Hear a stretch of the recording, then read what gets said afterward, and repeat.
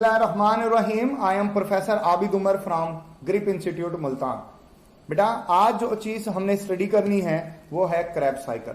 Crabs cycle का topic जो है बेटा वो आज हमारा टॉपिक है। इसको मैं शुरू करने लगा हूं। देखो क्रैब्स साइकिल के सबसे पहले तो आपको नेम्स याद होने चाहिए। पहला नेम तो इसका क्रैब्स साइकिल है। नंबर 2 बेटा इसको सिट्रिक एसिड साइकिल भी कहा जाता है। सिट्रिक एसिड साइकिल भी कहते हैं। नंबर 3 इसको ट्राई कार्बोक्सिलेट साइकिल भी कहते हैं। ये आपने याद रखना है। सिट्रिक एसिड साइकिल इसलिए कहते हैं क्योंकि इसका स्टार्टिंग जो प्रोडक्ट है वो सिट्रेट है, और ट्राई कार्बोक्सिलेट इसलिए कहते हैं क्योंकि 3 कार्बोक्सिल ग्रुप इसमें पाए जाते हैं, इसलिए को ट्राई कार्बोक्सिलेट कहा जाता है। इसका जो रिएक्टिंग सब्सटेंस होता है ना उसको कहते हैं ऑक्सिलो एसीटेट। ये बेटा एसिटाइल को एंजाइम के 2 कार्बन रखने वाले एक मॉलिक्यूल के साथ ये कंबाइन करेगा और सिट्रेट बन जाएगा जिसमें 6 कार्बन होते हैं। ये सिट्रेट अपने आइसोमर में बदलेगा। किसमें बदलेगा? अपने आइसोमर में बदलेगा। इसके आइसोमर के अंदर भी 6 ही कार्बन होंगे, बस OH ग्रुप इसके कार्बन नंबर 2 पर आ जाता है, इसलिए ये आइसोसिट्रेट बन जाता है। फिर आइसोसिट्रेट की जो है बेटा वो ऑक्सीडेटिव डीकार्बोक्सिलेशन होती है। ऑक्सीडेटिव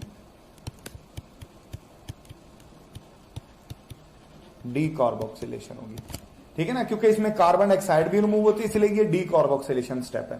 ऑक्सीडेशन होगी इसकी और ये रिडक्शन करेगा NAD की, जिससे वो बदल जाएगा NADH के अंदर, और यहां पर 6 कार्बन से 5 कार्बन रखने वाला कंपाउंड बनेगा अल्फो कीटोग्लूट्रेट। फिर सेम ऑक्सीडेटिव डीकार्बोक्सिलेशन होगी इसकी भी।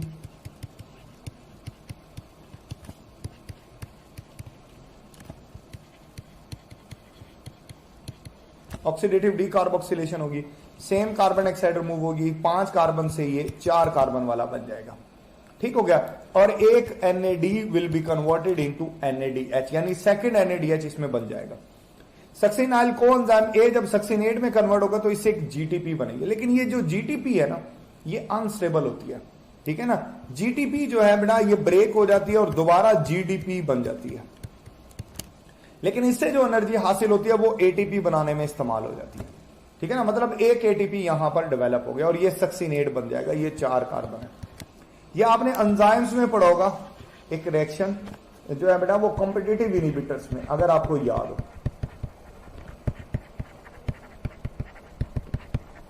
वो यही रिएक्शन है जिसमें सक्सिनेट फ्यूमारेट में कन्वर्ट हो रहा है और एंजाइम यहां पर इन्वॉल्व होता है सक्सिनेट डीहाइड्रोजिनेज।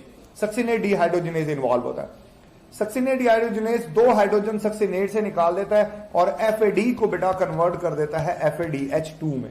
ये यहां पर एक ये बनेगा और प्रोडक्ट जो बनेगा वो फ्यूमारेट बनेगा। फ्यूमारेट मेलेट में कन्वर्ट होता है और मेलेट जो है बेटा वो फर्दर जो है वो यहां पर जो है बेटा वो NAD को फर्दर इसकी असल में ऑक्सीडेशन होती है,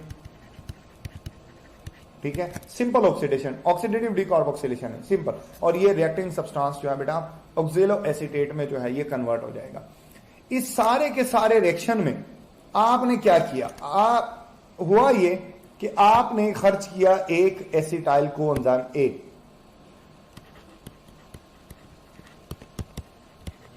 एक से आपको 3 NADH मिले, एक FADH2 मिला, एक आप ATP जनरेट हुई, ठीक है, और 3 वाटर मॉलिक्यूल इसके अंदर इस्तेमाल होते हैं, यूज होते हैं। ये भी याद रखना 3 वाटर मॉलिक्यूल यूज होते हैं, ठीक है ना। एक जो है बेटा वो शुरू में यहीं पर इस्तेमाल हो जाता है, शुरू में ही वाटर मॉलिक्यूल एक यहां पर इस्तेमाल होता है और एक बेटा वो गालिबन यहां पर इस्तेमाल होता है। तो 3 वाटर मॉलिक्यूल जो है बेटे वो यूज होते हैं। ये आपने ये लिखा भी हुआ है, सर ये देखें ये लिखा हुआ 3 वाटर मॉलिक्यूल एक यहां पे यूज होता है, एक पहले स्टेप में था, तो 3 वाटर मॉलिक्यूल यूज होते हैं। तो 3 वाटर मॉलिक्यूल ये देख लें, अब आपने लिखा भी हुआ कि 3 वाटर मॉलिक्यूल जो हैं वो आपने यूज किए। अच्छा आप जानते हो कि आपके पास एक ग्लूकोज से 2 एसिटाइल कोएंजाइम बनते हैं, तो फिर ये NADH एक ग्लूकोज से देखोगे तो 6 हो जाएंगे, 2 FADH2 हो जाएंगे, 2 ATP हो जाएंगे, ठीक हो गया, और 6 वाटर मॉलिक्यूल हो जाएंगे, ठीक हो गया। केल्विन साइकिल में 2 कार्बन डाइऑक्साइड रिलीज होती है एक केल्विन साइकिल में। तो एक ग्लूकोज से 4 कार्बन डाइऑक्साइड जो है बेटा वो रिलीज होंगी। ये मैं थोड़ा सा समराइज कर रहा हूं गेन एंड लॉस, क्योंकि इस एरिया से एमसीक्यूज आता है, आपने ये बात याद रखनी है। चले आगे चलते हैं। Electron transport chain. देखो बेटा इलेक्ट्रॉन ट्रांसपोर्ट चेन जो ईटीसी है ना, ये होती है क्रिस्टी की सरफेस के ऊपर,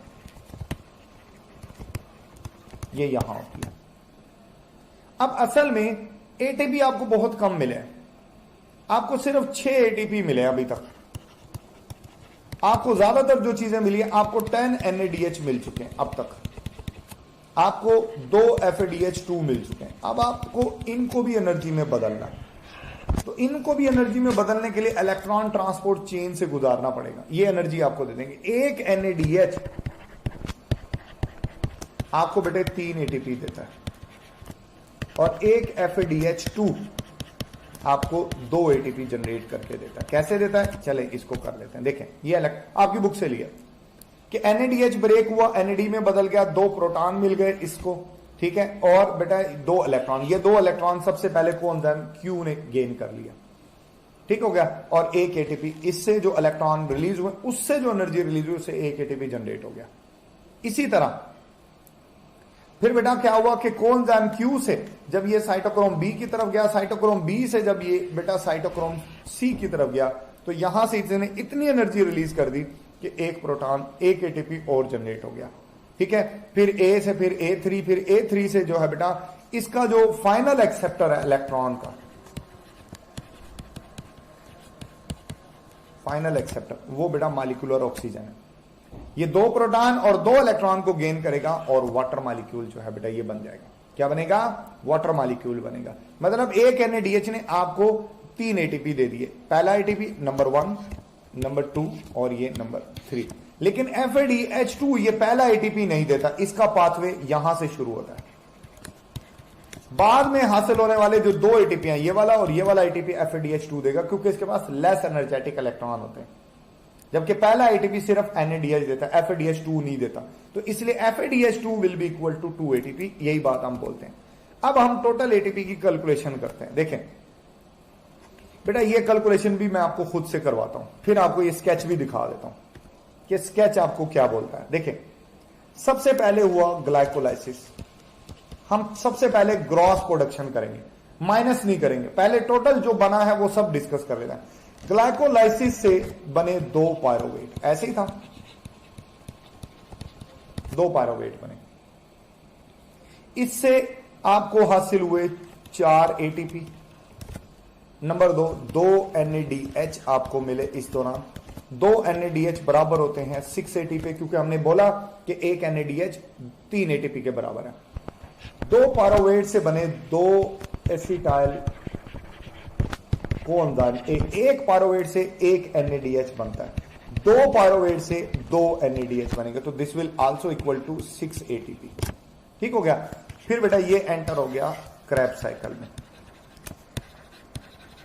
क्रेब्स साइकिल में 3 NADH बनता है, लेकिन 2 क्रेब्स साइकिल होते हैं, क्योंकि ग्लूकोज से 2 क्रेब्स साइकिल होंगे, तो ये हो जाएंगे 6 NADH, 2 FADH2, 2 ATP। चले इन सबको समअप करते हैं। 6 NADH 18 ATP के बराबर होंगे, 4 ATP के बराबर होंगे, 2 ATP डायरेक्ट भी बने हैं, तो ये टोटल करोगे तो बेटे बनेगा 40 ATP। गिन लो बेशक, 6 और 4 10, 10 और 6 16, 16 और 18 32, 34 34 और 6 40 हो गए, 40 ATP बन गया। यानी ये ग्रॉस प्रोडक्शन है। अब आ जाते हैं नेट प्रोडक्शन की तरफ, यहीं पे लिख देता हूं जी, ये ले नेट प्रोडक्शन। टोटल 40 है, ऐसी ही है ना। अब 2 ATP ग्लाइकोलाइसिस में यूज हुए, माइनस कर दो 2 ATP, तो टोटल कितने हो गए? 38 ATP हो गए। ठीक हो गया। क्या ये नेट प्रोडक्शन है? नहीं, अभी रहते हैं। इन NADH को गौर करो, ये NADH साइटोसोल में प्रोड्यूस हुए, लेकिन अगर इनको ATP में बदलना है तो इनको तो माइटोकॉन्ड्रिया में जाना पड़ेगा, क्योंकि इलेक्ट्रॉन ट्रांसपोर्ट चेन तो क्रिस्टी के ऊपर होती है, माइटोकॉन्ड्रिया में होती है। तो जब ये NADH साइटोसोल से माइटोकॉन्ड्रिया में जाएगा, एक NADH एक ATP खर्च कर देगा। 9th की बुक पढ़े बायो की, उसमें भी ये बकायदा लिखा हुआ है कि एक NADH जब माइटोकॉन्ड्रिया में एंटर होता है तो बाकी सारे NADH माइटोकॉन्ड्रिया में बने, सवाए इन 2 NADH के जो 2 ग्लाइकोलाइसिस में बने। जब ये माइटोकॉन्ड्रिया के अंदर एंटर होते हैं तो फिर ये एक ATP खर्च कर देते हैं। तो 2 NADH है तो 2 NADH यूज्ड ATP, ये भी आपको तो 36 ATP जो है बेटा ये नेट गेन होता है ATP का, याद रहेगा। और ये है यूकैरियोट्स में। प्रोकैरियोट्स में स्टोरी थोड़ी सी डिफरेंट है। प्रोकैरियोट्स में क्योंकि बेटे माइटोकॉन्ड्रिया तो नहीं है, तो जो NAD जो टोटल 40 ATP ग्लाइकोलाइसिस वाले 2 डेफिनेटली वहां भी माइनस हो जाएंगे।